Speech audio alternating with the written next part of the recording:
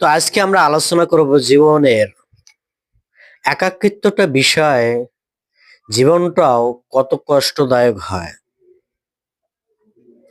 কিছুকাল আমরা সঙ্গী গ্রহণ করি, আবার কিছুকাল আমরা সঙ্গীকে পরিত্যাগ করে এই জগৎ থেকে বিদায় নিতে হয়।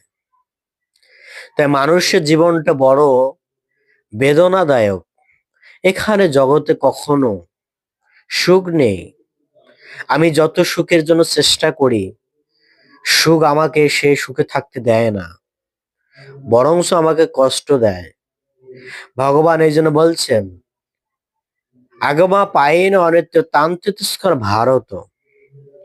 সুখ আর দুঃখ হচ্ছে গ্রীষ্মের ষড়ঋতু বর্ষার মতো, কখনো আসে কখনো যায়, কিন্তু এর মধ্যে পৃথিবীতে বেঁচে থাকতে হয়। কেউ কখনো এর বাইরে যে উন্নত জীবনে বাস করতে পারে না, কেউ কখনো এর বাহিরে যে উন্নত জীবন সে উপভোগ করতে পারে না। যদি উন্নত জীবন উপভোগ করতে হয়, তাহলে তার নিত্য প্রকৃত ধাম সেখানে যেতে হয়। সেই ধামের মাধ্যমে তার জীবনের প্রকৃত লক্ষ্য গতি স্থির হয়। আর সেই স্থির গতিতে মানুষ প্রকৃত আনন্দ সে খুঁজে পায়। কেননা সেই আনন্দের মাঝে সে অপূর্ব সুখ অনুভব করতে পারে। আর এই জন্ম যদি সে অবহেলা করে, সেই সুখের কোনো কুল কিনার খুঁজে পাবে না রে। তাই আমাদের মনে রাখতে হবে, সুখ এবং দুঃখ হচ্ছেন আগমা পায়ের অনিত্য তান্ত্রিতস্কর ভারত।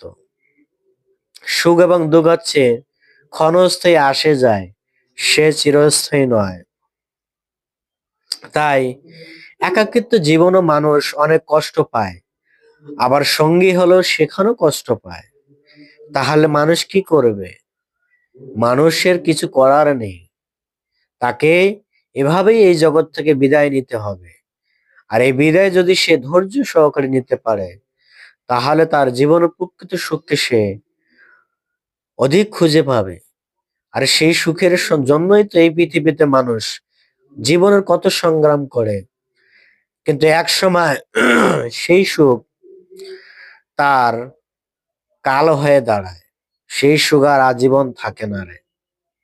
এটাই হচ্ছে জীবনের প্রকৃত সুখকে যদি কেউ খুঁজতে চায়, তাহলে তাকে কৃষ্ণের দুঃখ যেটা দিয়েছেন সেটা সহ্য করতে হবে, সুখ যেটা দিয়েছেন সেটাকে সহ্য করে জীবন অতিবাহিত করতে